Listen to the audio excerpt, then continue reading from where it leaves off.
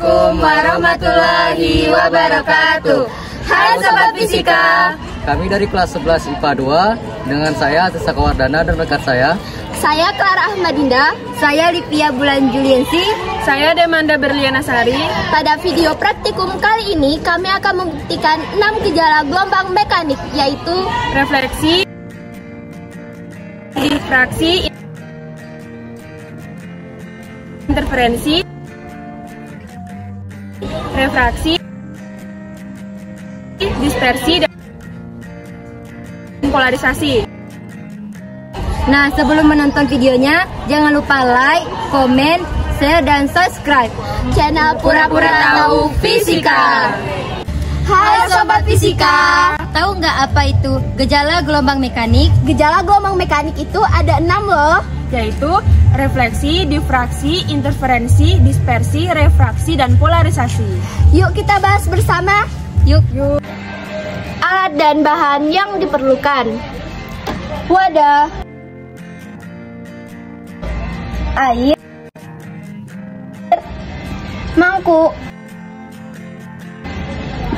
kaset, senter, sendok, pewarna makanan, kertas, pipet, styrofoam yang diberi celah kecil pada bagian bawah, serta kacamata fotokromik. Sini saya akan membuktikan gejala yang pertama. Untuk membuktikan gejala yang pertama, kita membutuhkan 3 bahan, yaitu wadah, pewarna makanan, dan air. Pertama-tama, kita tuangkan air ke dalam wadah.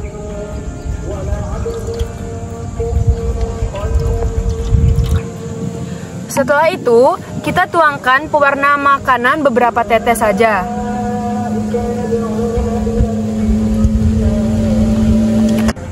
Yang pertama, refleksi atau gelombang dapat dipantulkan. Gelombang dapat dipantulkan apabila mengenai pantul atau penghalang yang keras. Namun, jika penghalangnya lunak, maka gelombang akan diserap, bukan dipantulkan.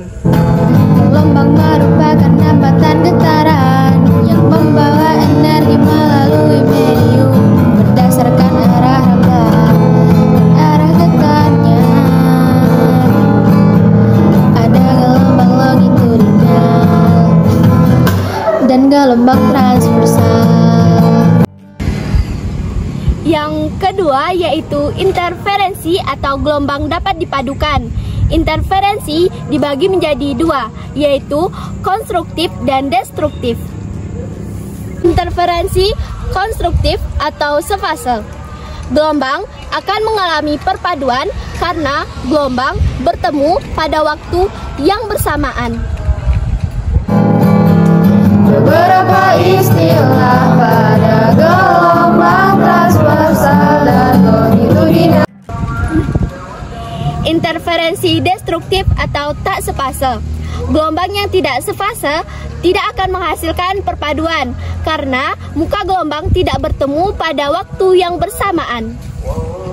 Longitudinal yaitu amplitudo puncak bukit dasar lambang. Panjang gelombang. Yang ketiga, difraksi atau gelombang dapat dibelokkan. Untuk membuktikan gejala ini, kita memerlukan alat tambahan, yaitu berupa styrofoam yang diberi celah pada bagian bawahnya. Lalu, kita letakkan di tengah wadah berisi air. Difraksi terjadi apabila muka gelombang melewati suatu celah sempit. Hal ini bisa terjadi karena muka gelombang yang terpotong sehingga mengalami pembelokan. Nah, sekarang saya akan menjelaskan gejala yang keempat, yaitu refraksi atau gelombang dapat dibiaskan. Untuk membuktikan gejala yang keempat ini, kita memerlukan pipet dan gelas yang berisi air. Pembiasan terjadi karena sinar yang datang dari medium renggang ke medium rapat dengan sudut tertentu akan membelok mendekati garis tegak lurus bidang batas antara udara dan air. Atau dapat dikatakan cahaya melewati 2 medium dengan kecepatan yang berbeda.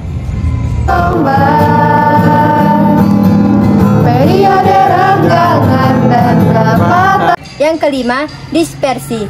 Alat dan bahan untuk membuktikan gejala ini: yang pertama air, kedua mangkok, ketiga kertas, 4 kaset, 5 senter. Agar gejala kelima ini lebih terlihat, kita lakukan praktiknya di tempat yang redup.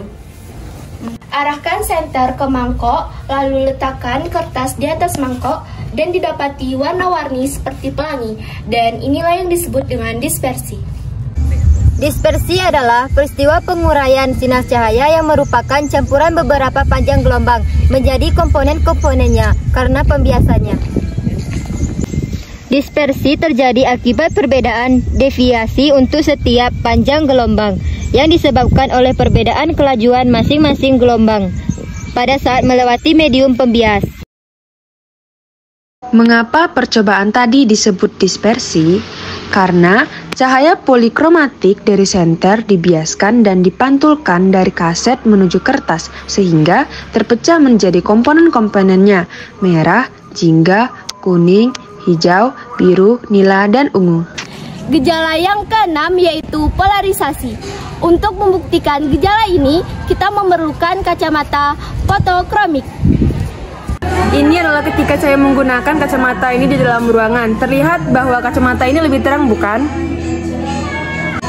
Nah, ayo kita bandingkan ketika saya menggunakan kacamata ini di luar ruangan. Nah, terlihat bahwa ketika saya menggunakan kacamata ini di luar ruangan, kacamata ini lebih gelap daripada ketika saya menggunakan kacamata tadi di dalam ruangan. Dan ini disebut dengan peristiwa polarisasi.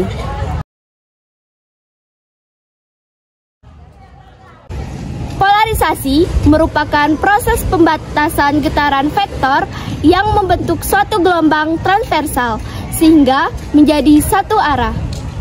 Dari hasil praktikum yang kami lakukan, kami mendapatkan kesimpulan bahwa gejala gelombang mekanik dapat kita lihat dalam kehidupan sehari-hari. Contoh yang pertama, pada saat kita meneteskan setetes air ke wadah yang terisi air, terlihat gelombang dapat dipantulkan, dan ini disebut dengan refleksi. Yang kedua, gelombang dapat dibelokkan atau difraksi.